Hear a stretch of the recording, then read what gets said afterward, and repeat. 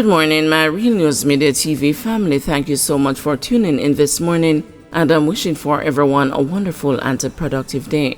And in the news this morning, relative of murdered schoolboy dismisses police claim linking him to possibly criminal activity. The family of 16-year-old Carson Barrett is refuting claims made by the Westmoreland police that a relative could have been involved in criminal activity leading up to his untimely demise. Instead, Barrett's cousin and guardian, on condition of anonymity, criticized the police's handling of the surge in crime in the community. She expressed that when the police's presence was deemed especially necessary, following threats being allegedly aimed at the Greenhill primary and the secondary level schools, law enforcers left the communities vulnerable. Good things come from the ghetto, she lamented, as she stressed that her cousin had great potential and was set to sit social studies in the upcoming Caribbean Examination Council. In speaking with the news, principal at the institution, Trevin Donaldson Lawrence, said Barrett was a top student. She says that the incident has left the institution in mourning. It was traumatic. After the events that took place at about 5 p.m., but leading up to that point, it was a good day. It was an excellent day to be exact, a distraught Donaldson Lawrence told the news Friday morning. Meanwhile, commanding officer for Westmoreland, Superintendent Othniel Dobson, told the news late Friday that the investigation is yielding fruits. The investigation has advanced and is showing that the student was out of school for some time due to an unreported threat, Dobson revealed. He said Barrett was only present at the institution for the sports day. The top cop also revealed that the teen's bag was missing from the scene of crime. His family also confirmed that his school bag was not one of the items recovered. As the investigations continue, the police are urging citizens to cooperate and to provide them with any information on the incident they may have. Westmoreland businessman charged for possession of identity information. The Westmoreland police have laid charges against a businessman accused of being in possession of identity information of persons living abroad. O'Dane Smith, a 32-year-old resident of Petersfield, was charged on Thursday. Investigators reported that about 10:20 a.m., a police team was on operation in Savannah Lamar when they arrested Mr. Smith. A cell phone found in his possession was searched and found to contain the names, addresses, and the telephone numbers of persons living overseas. After being questioned, Mr. Smith was charged with being in possession of identity information. Teachers fearful amid a surge in school violence. The Jamaica Teachers Association says that teachers are now in fear due to the surge in violence in the island's schools.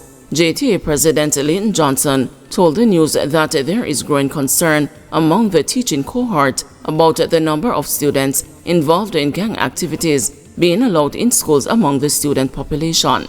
He said that the crisis is taking a toll on the mental state of educators and the school administrators. What teachers have indicated to me is that when they have to consistently be dealing with these levels of violence, where there's a constant need to be managing disruptive behavior, diffusing conflicts, and, ensuring that they have to take control of these situations all the time. It takes a toll on their mental and emotional health. And what we have seen is that over time, this chronic stress can lead to burnout. And this is what our teachers have indicated that they are experiencing on a daily basis. Teachers are afraid.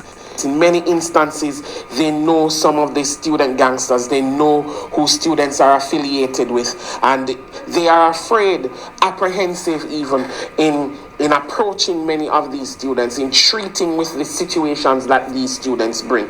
And that's why it is urgent and necessary for administration and school boards to be decisive, act decisively in dealing with these students. Ensure that you follow the protocols and you remove these individuals from the schools who are insistent on dealing with their conflicts aggressively, who are violent prone, who will not yield to the positive interventions and support, who will consistently want to disrupt the harmony of the school. Questions raised about IC handling of Prime Minister's statutory declarations. Questions are being asked about the lack of movement by the Integrity Commission in its handling of the Prime Minister's statutory declarations. The concern follows the oversight body's recommendation that the former People's National Party MP for Central Westmoreland, Dwayne Vaz, be charged for failing to provide information required by the Director of Information and Complaints in 2019. In response, Mr. Vaz said on May 18, 2021, the Commission confirmed that his statutory declaration up to December 31, 2019 was completed. He also claimed that during a hearing on the matter on April 9 at the Kingston and the St. Andrew Parish Court, the lawyers representing the Integrity Commission indicated that they were unaware of the letter from the Commission certifying his declaration. Political commentator Lloyd B. Smith contends that if Mr. Vaz's claim hold water, then the Commission's actions could be labeled as being discriminatory. On the surface, it would appear that the Integrity Commission is acting in a selective way in dealing with persons who may come in its crosshairs, and it needs to swiftly clarify the issue. If not, the public is likely to think that the Prime Minister is above the rest of the citizenry in terms of what is expected in the Integrity Commission's actions against anyone that is in breach. The time has come for the Integrity Commission to come clean, and it must do every single bit of due diligence to ensure, because Mr. Vaz's character and reputation could be seriously damaged.